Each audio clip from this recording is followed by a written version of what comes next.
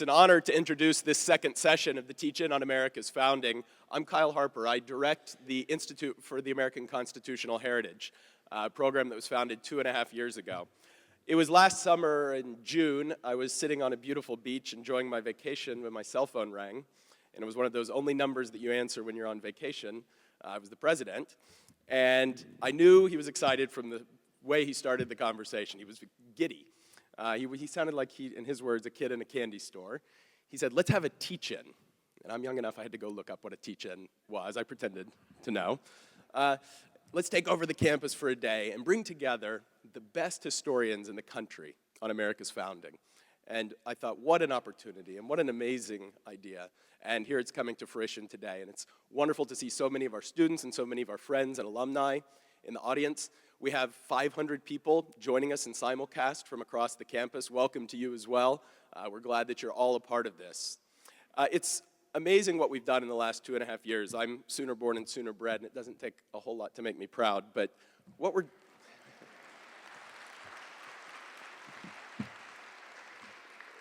doing here at OU is special.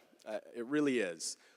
With the founding of the Institute, the President has made teaching citizenship and preparing our students for citizenship a core mission of the university, and is demonstrating the power of higher education to play a positive role in civic education. We've made hires, we've put together a team of over 30 affiliated faculty, we've created dozens of new courses. We are now the only top-tier university in America where a student can major or minor in the Constitution. It's an amazing accomplishment already, and students are flocking to it. We have hundreds of students in our constitutional studies courses every semester. This teach-in is symbolic of our commitment to teaching students the knowledge that they need to go into the world and be informed citizens. It's also a special privilege for me to be able to introduce someone who's truly a legend, David Hackett Fischer. When you're in graduate school, reading in history, reading Fischer is kind of a rite of passage. His work is tremendous. It has received innumerable honors. His book, Albion's Seed, traces cultural pathways of the British into the colonial societies and simply teaches you a whole new way of thinking about history. His book, Historian's Fallacies, proves that he is one of the most rigorous historical thinkers alive today, and it's done a lot to correct the lazy logic of historians now for decades. His book, Washington's Crossing, focuses on the leadership of Washington and was honored with a Pulitzer Prize. He had a book come out 10 days ago that I haven't read, but I've read a review of, and it looks stunning, called Freedom and Fairness, so I encourage you to buy that. He comes to us from Brandeis, and it's truly an honor to welcome him onto the stage today to tell us about Washington's gift. Join me in welcoming David Hackett Fischer. Thank you, Kyle. I'm excited.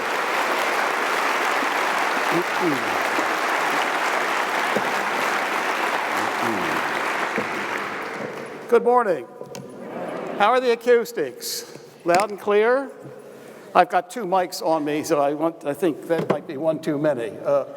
Is that working? I hear an echo. Well, I'm here to tell you a story that you've heard before.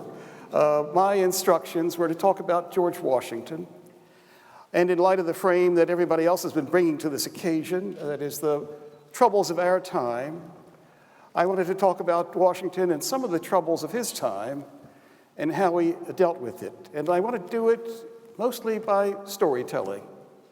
The great attraction for me to history are these wonderful stories.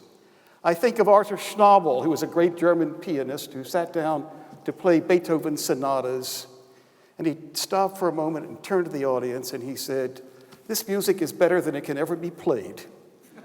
And I think that's the way it is with these stories. They're better than they can ever be told. And I want to do that also with regard to a picture that you've seen before.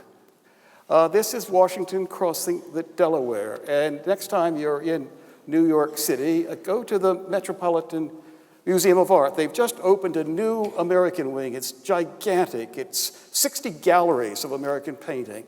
Just opened a couple of weeks ago. And at the center of it is this painting. And when I visit it, my wife and I always go there whenever we're in New York, and there were, in the old setting, always seats in front of the painting, and the seats were always full. One day I was there, and the seats were filled with Japanese tourists. and they were getting a lecture in Japanese, and they were absolutely riveted on this. This image, even if, as it said that our Constitution is not traveling as well as it used to be doing, some of these stories are traveling very well. We've sold the translation rights to Washington's Crossing in Serbo-Croatian. I was invited to lecture in China and discovered a handsome 2-volume edition of my book in Mandarin Chinese that my publishers did not know about, which gives a new meaning to freedom, spreading through the world. But what I want to do is to invite you to look closely at this painting and to think about what's going on there. This was Emanuel Leutze's work. He was a German immigrant to America, went back to study painting in Germany, and then after the failure of the Revolution of 1848, he did this painting to inspire liberals in Europe, primarily, with a revolution that succeeded against long odds. And then he came to America, and the painting began to travel here as well. And the Americans love to celebrate this painting, and they also love to debunk it. The Americans invented that word, debunking, in 1922.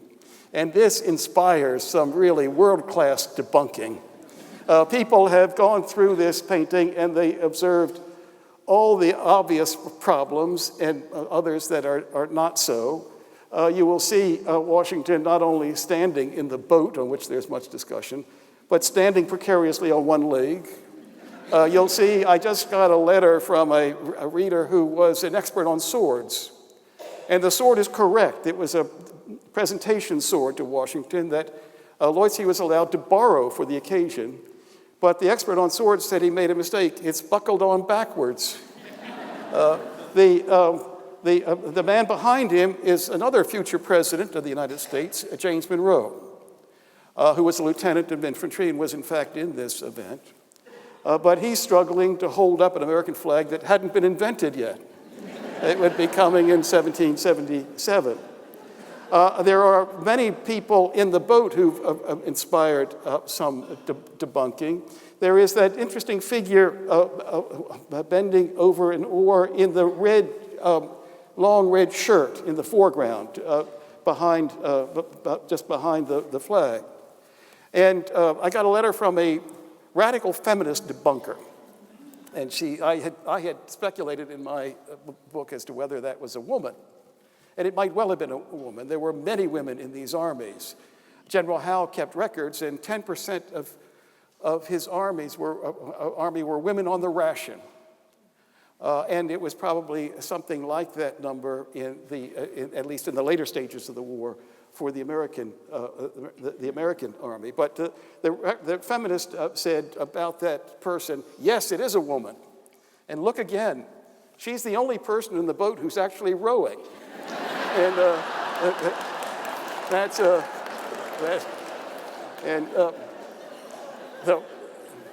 but there are some interesting things that are going on here. And just a word about George Washington.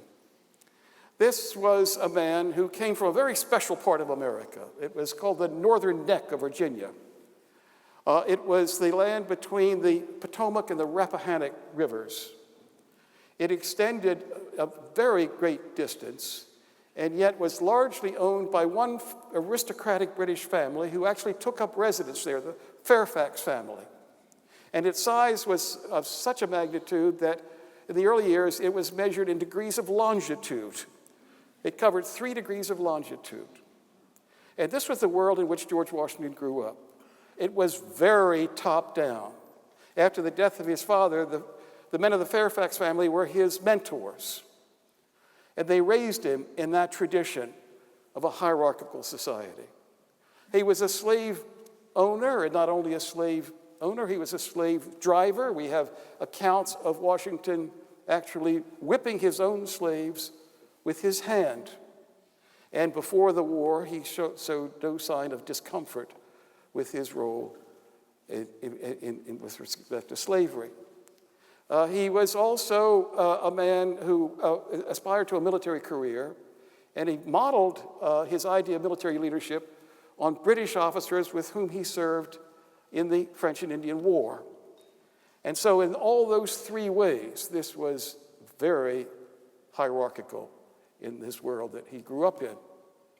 And then the Continental Congress appointed him to be commander-in-chief of the American forces. And he turned to Patrick Henry at the back of the room and he said, "Depend upon it, Mr. Henry, from the moment I take command, you may date the ruin of my reputation."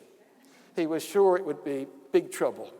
And it was when he went to New England and he met an army that was mostly of Massachusetts and Connecticut, Rhode Island, New Hampshire men.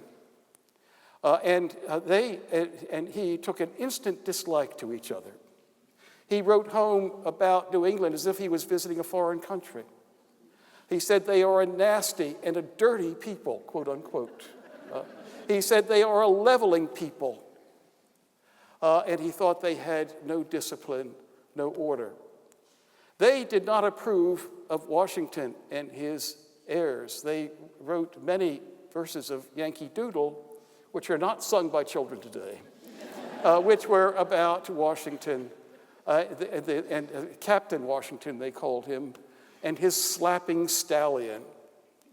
And there was a great distance at the very start between Washington and these men, and it grew more difficult as more men joined that army, and it became a national army, at least through at least 10 of the former colonies.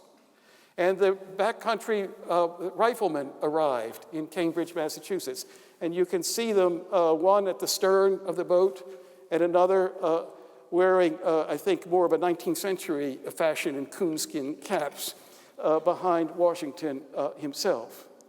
And then just in the bow of the boat, you'll see a man who is a former slave himself, who was in the Marblehead Mariners. He had become a seaman, and you can see him wearing his tarpaulin jacket.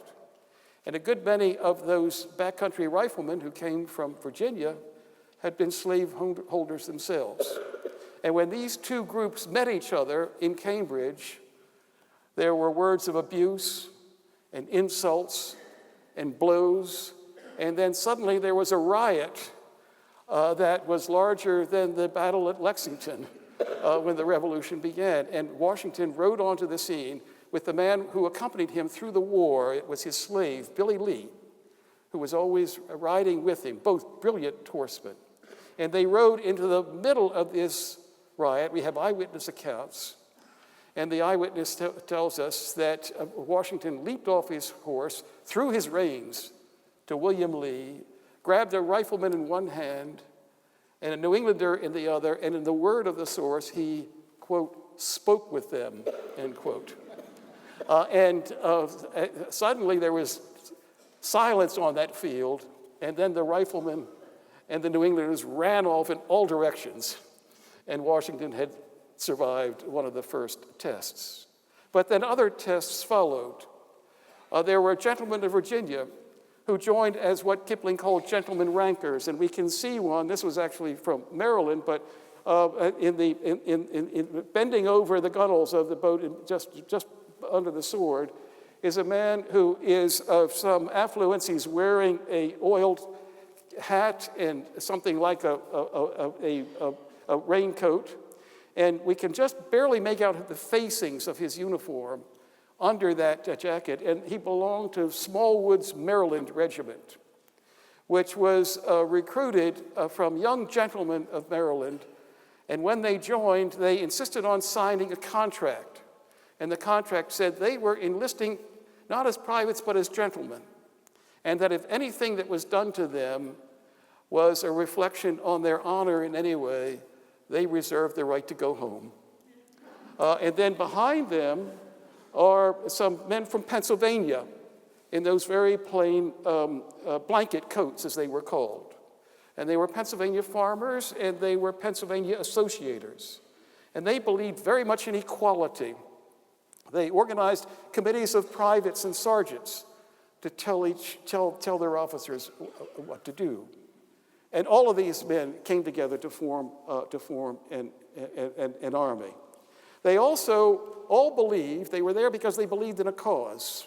They called it the cause. But they had very different ideas of what the cause was about. Always two words were used, liberty and freedom. But those words had very different meanings. The Backcountry Rifleman, not in this version, but actually in the hunting shirts that they wore, actually had in large letters across their chests, "Don't tread on me, give me liberty." Their motto was Patrick Henry. And it was one of the strongest expressions of liberty as an individual right that Peter was talking about. But the people who came from Massachusetts thought in terms of the liberty of their towns, of the right of belonging to communities of free people. And they had a much more communal sense, a social sense of liberty, very different from these backcountry men. The people who came from Virginia chose for their symbol of liberty the goddess of liberty, the Roman goddess. And Edmund Burke said liberty was a kind of rank with them.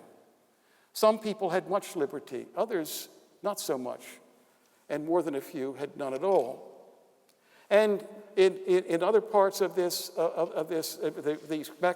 people from Pennsylvania already had a symbol of liberty, which was that great bell. It was called the Quaker Bell sometimes, 1751.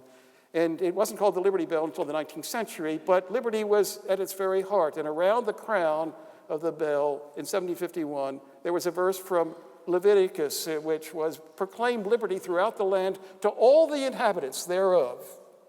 This was an idea of universal liberty, of reciprocal rights, of extending to other people the rights that one claimed for themselves. And so here were four versions of the cause, and all of them were in that boat. And all of them were grounded in different senses of a kind of social order. And it was Washington's job to lead them. And he had some success in the first campaign, which was in Boston, and drove General Gage out of the city of Boston, the town of Boston. And then he moved his army to New York, and they knew that this would be the great test coming in the summer of 1776. This was the moment when Britain, one of the great powers in the world, greater than ever before after its victories in the last war, decided that they would make their maximum effort to break the American rebellion, as they called it.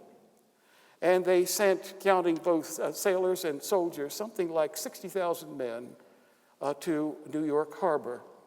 Their purpose was to capture New York and then to begin to recover the colonies one by one.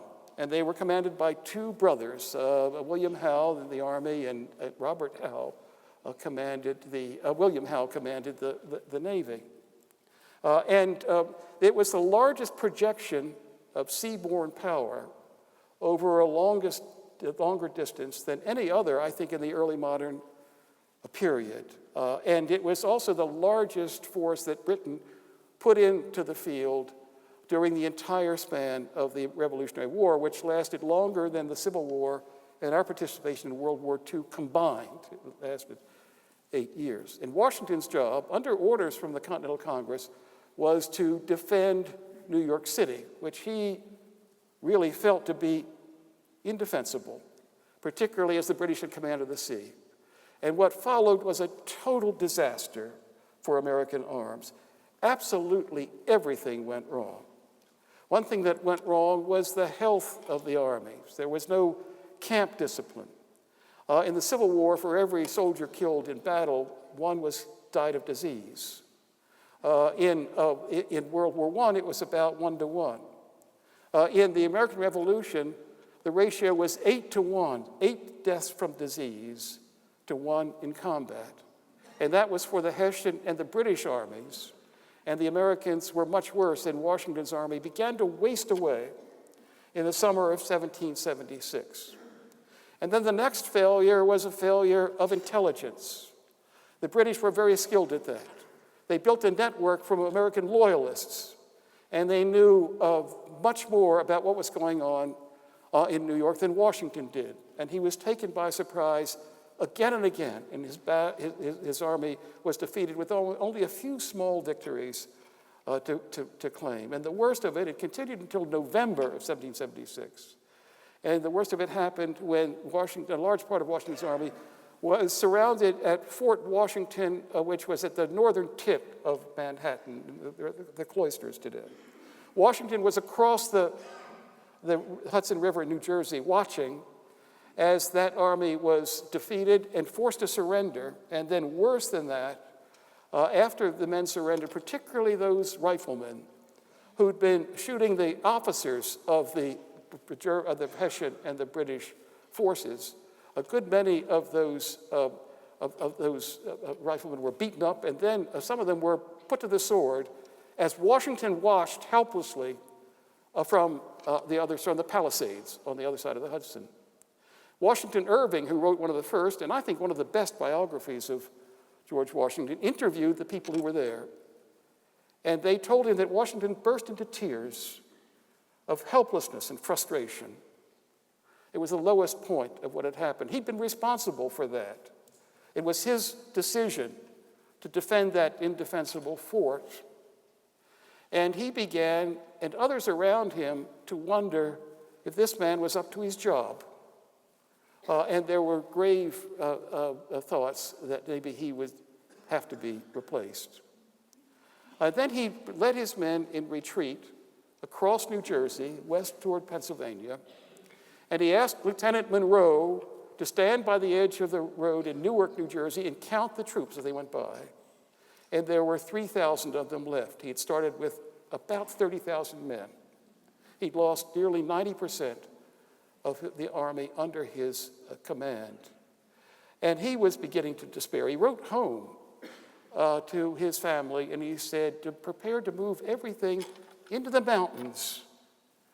And he told them that he thought that the game might just be about up.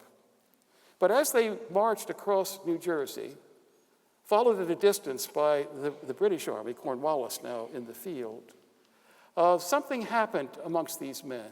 Somehow Washington dug into the reserves of his character and found the strength to try again. And he had with him another extraordinary figure who was a journalist, as we would say, embedded in the Continental Army. And it was Thomas Paine.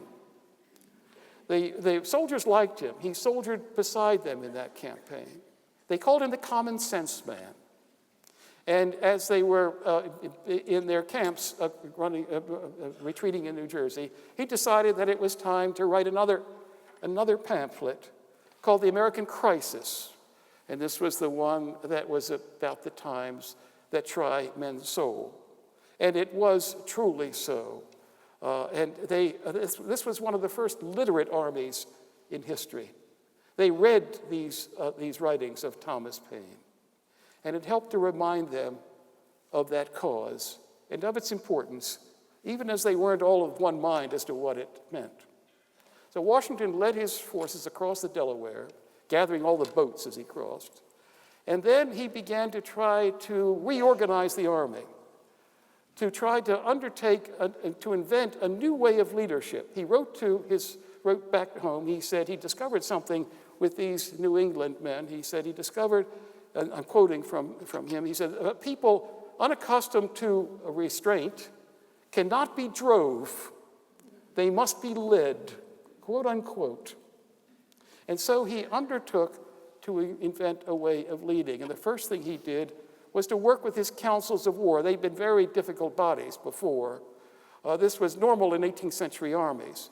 In the British Army, a council of war was mostly a place where the commander told his subordinates what he intended to do, and they did it.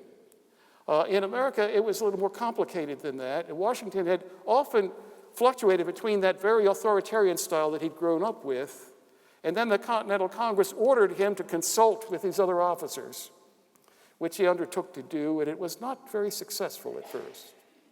But then they worked out a way of doing it.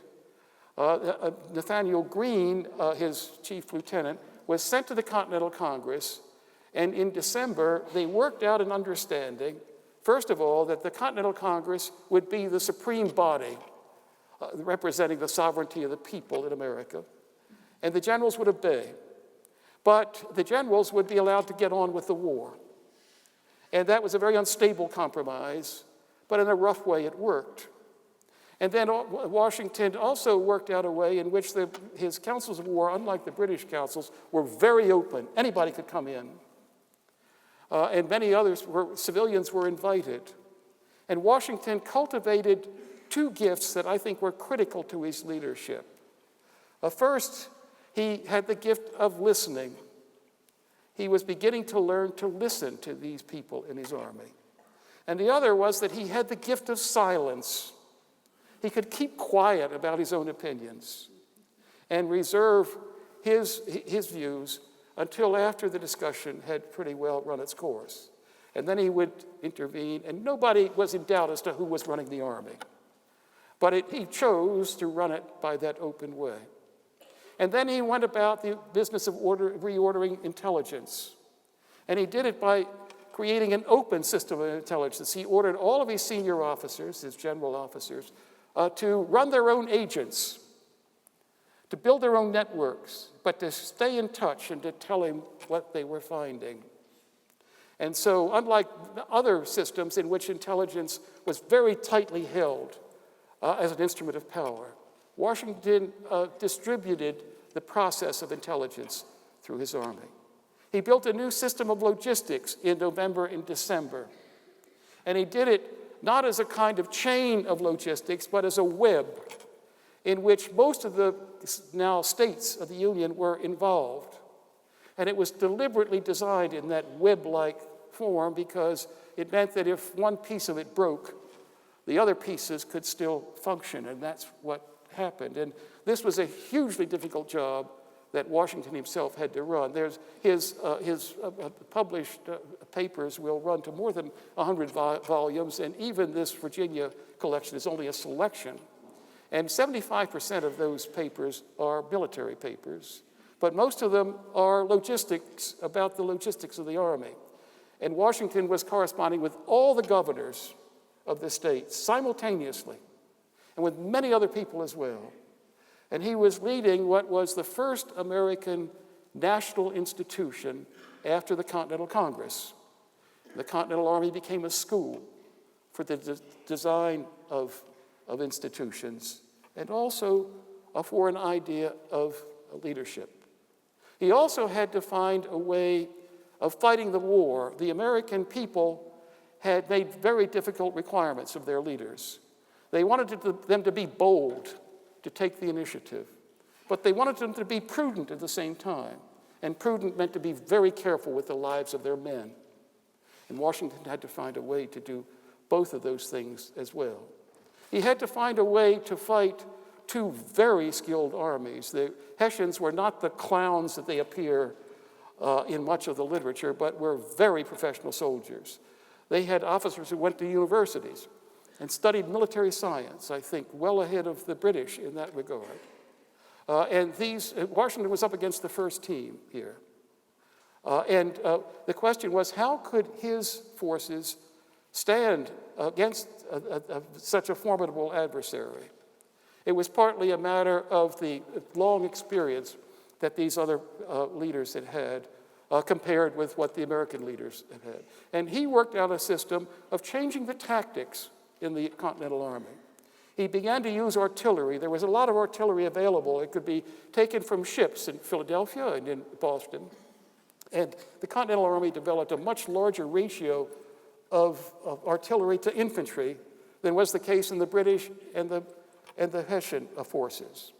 And all of this was used, the artillery was used up front. It was used in the way that the German army used some of their artillery in the Second World War. And what it was meant to do was to stabilize and support the inexperienced American infantry, and the man who was at the center of that was that Boston bookseller Henry Knox, who taught himself about artillery from the books in his own bookstore. All of this was put to work. And then Washington's councils began to get news from those intelligence networks that there was an opportunity in New Jersey. The opportunity was that the British and Hessians were having big problems of supplies themselves. They were at the end of a 3,000-mile chain. And so they were distributed widely across New Jersey to forage on the countryside. And the forage led to theft, and the theft to violence, and violence to murder, murder to rape. And suddenly the people of New Jersey began to understand what this occupation might mean to them, and they spontaneously began to organize small risings all across New Jersey without any command from the Congress or from Washington. But Washington's intelligence network told him what was going on. And he was able to very quickly act. He also knew he had to act in such a way that he could begin to rebuild confidence in the cause. And to do that, he decided in December of 1776 to throw into the test of battle all of his strength in a single effort. And it was an extraordinary act of decision that he made with his council of war. And they decided they would cross the Delaware at 4 places and organized all of that.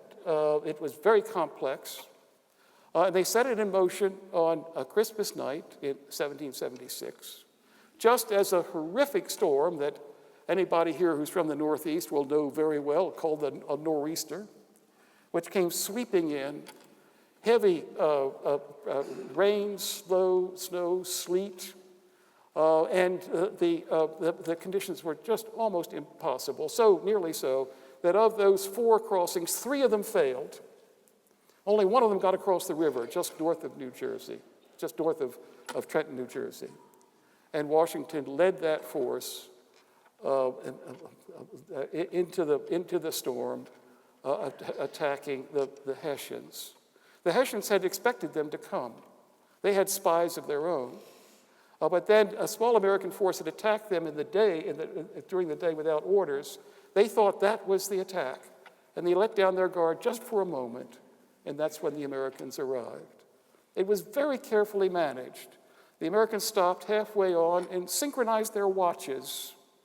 And that's the first instance I can find of an army synchronizing the big pocket watches that the officers carried. And then they attacked Trenton from both sides within about 2 minutes of each other and won a great victory. Then the question was what to do with the victory. And he had a couple of problems there. The Hessians were not drunk. We have eyewitness accounts of their sobriety. But the American army discovered quite a lot of liquor in the inns of Trenton, and the American army got drunk.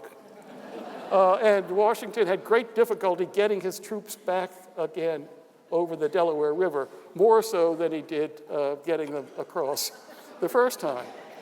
And he also was carrying back with him 900 Hessian prisoners.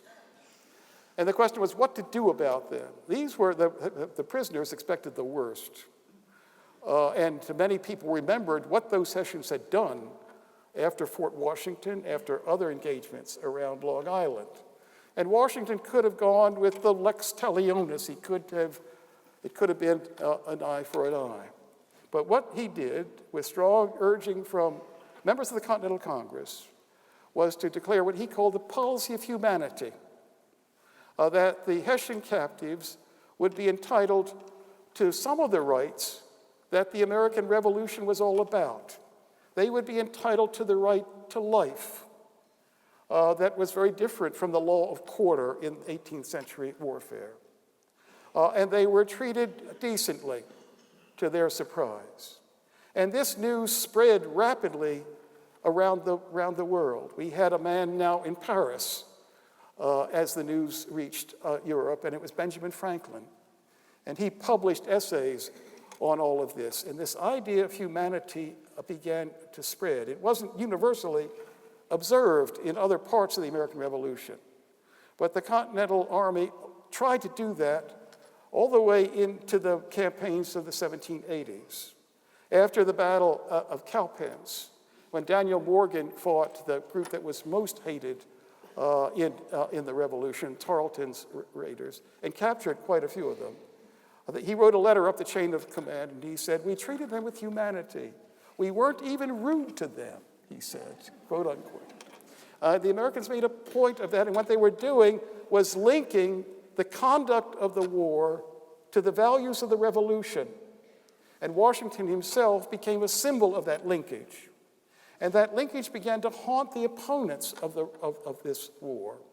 And one of the interesting things was the way it haunted George III. After George went mad, one of his delusions was that he himself had become George Washington.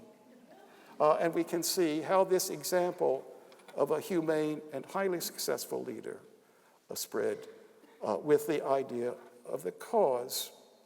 And then after that, it was decided in those councils of war that one victory was not enough. So they went back, and it was those committees of sergeants, the associators, who were the prime movers of that. And the American Army went across the Delaware, fought a series of battles, all of them very different one from another. One was a delaying action, a very difficult retreat from the road down through Lawrenceville, New Jersey.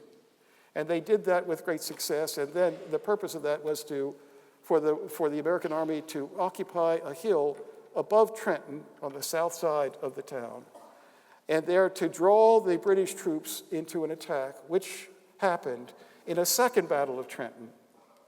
And the British were defeated in that battle. And then Washington, who was then in a very tight spot as night came on, and he and his council decided that they would try yet another attack. And Washington led his troops around the British armies to attack a British brigade that was in Princeton, 10 miles away. And the result was the Battle of Princeton, a meeting engagement, and again, another victory. So Washington had won 4 victories in this very short period, and they were very different one from another. And it was Frederick the Great looking on all of this, saying this was the greatest military feat he had ever seen in the conduct of that campaign. And that was only the beginning of the campaign. It went on through the next 3 months, in which altogether the American Army and the militia fought something like 80 engagements. They were very small, mostly foraging parties, but what they did was slowly wear down the British and the Hessian troops who were in New Jersey, and it was a heavy blow on that force. Then, as the revolution went on, there were something like 24 campaigns. Washington and his 2 lieutenants, who commanded in the same open way, that's Greene and Lafayette, commanded in 10 of them, and they lost many battles, but they won 9 of those campaigns, 9 campaigns. There were all the other campaigns, maybe something like 13 or 14, depending on how one counts, were commanded by other officers who didn't master that same method of command. And the Americans lost all but 2 of those campaigns. Dramatic difference in the way this style of leadership began to pay off. And then afterwards, Washington was called to another sort of service as president, and what he did was to apply that same style of leadership to the presidency. His cabinet was very much like his councils of war. He tried to bring in very able people. He was comfortable in his first administration with people of high ability working under him. And he also picked people who were very diverse, representing the diversity of these cultures in the country.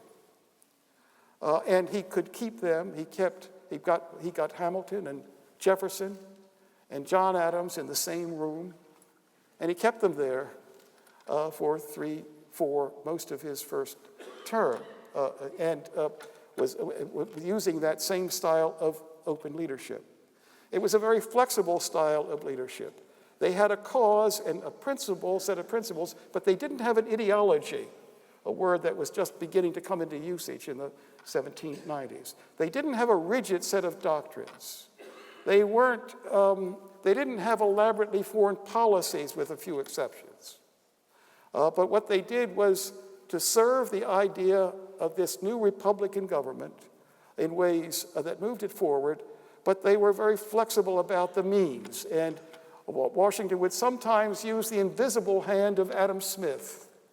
And then he saw no contradiction in turning to the visible hand, the use of government to actually run what he called laboratories, we call them factories, to manufacture the weapons that the Republic needed to survive. And it was that sort of flexibility that I think was a key to what was going on here. He kept cultivating the art of silence and reserving that in his conduct with others. He was of the first generation to use the phrase public opinion, but he was not a Democrat. He thought it was important. He accepted the idea of the sovereignty of the people. He believed in elections as fundamental to all of that. It never occurred to him that he should choose his policies on the basis of their popularity. And in that way, he was very different from what would come later. He thought it was important that he should show himself to the people. And so he toured the country twice, a huge labor to go from Maine to Georgia, as he did, so that he could really represent to the American people what was happening. He had the capacity for growth, and he grew on the subject of slavery, which is very interesting, and another subject. And all of these things were going on at the same time. And then after Washington, there was a period that ran through 1836. The presidents, through Andrew Jackson, all had one thing in common. They all had known George Washington, every one of them. And they didn't copy him exactly. They were all different one from another, but they were inspired by that example of a highly principled leadership, of a leadership that thought it was important not only to do the right thing, but to do it in the right way, that held to the idea of honesty in government and in politics. And that, I think, made a major difference in the course of the early republic. Then there were other leaders who from time to time emerged who had the same success that Washington had. Not many of them. I think Abraham Lincoln would be one. I would say Franklin Roosevelt would be another. All of these men, they were, I think one could say that Washington was a little to the right of center. Franklin Roosevelt said he was a little to the left of center. I think Abraham Lincoln was right down the middle. But all of them governed from the center. They really governed. And they tried to govern in ways that would engage a great diversity in their country. Lincoln was very different from Washington in the sense that he was born into a democracy. He became a party man. Washington hated parties. He believed in a nation. Washington's thinking was not precisely national, even as it became continental. He centered, I think, more on this great republic than on an idea of nationalism. But these men shared those same ways of having a set of values without an ideology, of having a large purpose without fixed and structured plans of the sort that became too rigid and constraining, of working closely with the people but reserving their own leadership. And most of all, it was the capacity for growth. This new wonderful book on Abraham Lincoln by Eric Foner describes the growth of Lincoln through the years, and the same thing could be written about Washington.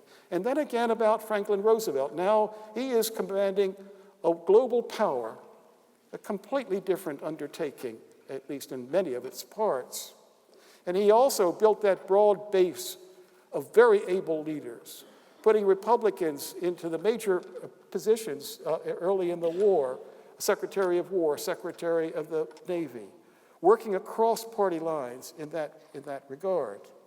Also doing the other combining the other great strengths of leadership that Washington had done, but in a different key, in another era, in a different framework. And now the question is, what next? we can see that people took inspiration from Lincoln for that same period of about 60 years that had worked for Washington. And then there's a wonderful book by Bill Leuchtenberg on the long shadow of FDR running at least to Ronald Reagan, even Reagan turning against the New Deal, but embracing that style of leadership on the explicit example of Franklin Roosevelt. And now what today? What for us? And we look in this country and find many great leaders in every field. We find great leaders in American universities. You are in the presence of one in David Boren, just an extraordinary leader that way.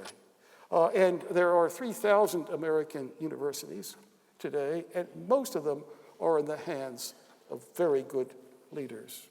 We see good leaders in government. One of my privileges is to talk to the firsties, the first-classmen at West Point, which I've done these last 2 years. And the leadership of these young men and of the general officers of the U.S. Army are extraordinary today. And we find that everywhere in this country, except recently on Pennsylvania Avenue. And I wonder what the future holds for us. And much of it, I think, it was said by Thomas Jefferson that his toughest job of his presidential office was appointing other people to office. And that's now our job. We have the job of appointing other people to that presidential office. And whom will we choose? I'm a centrist, and I'm not happy about my choices, as I think many Americans feel on both sides. And somehow, as the Arnold brothers said, we have to educate our masters. We have to find a way of reminding people of the leadership traditions that we have had in this country. And they've seen us through very hard times, times much harder than what we know today. And I believe that we can do this yet again. Thank you.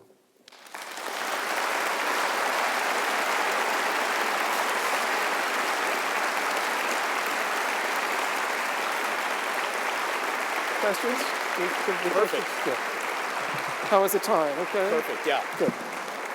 We do have time for a question if anybody wants to step down to the microphone. Anybody? Please. It takes a little They're while. being shy. I know there Give them a are people minute. who want to ask questions. though. There's David. A little bit about how Washington's attitude, eventually changing attitude on slavery. On slavery. At least by his will, free slaves. Yes. The question is, what about, talk a little bit more about Washington and slavery. And it's a story of growth, I think, starting when, before the Revolution, when, as I mentioned, Washington was comfortable in the role of slaveholding and became one of the largest slaveholders in Virginia, made a success of it economically. But then he began to think again, I think, during the war and as part of the war. And one thing that happened was there were these former slaves who were in his army. And he was very unhappy to find them there and issued an order saying they would be required to leave the army. And the people of New England said basically, no way. They're part of our regiments. So Washington sent out another order. We'll enlist no more in the future.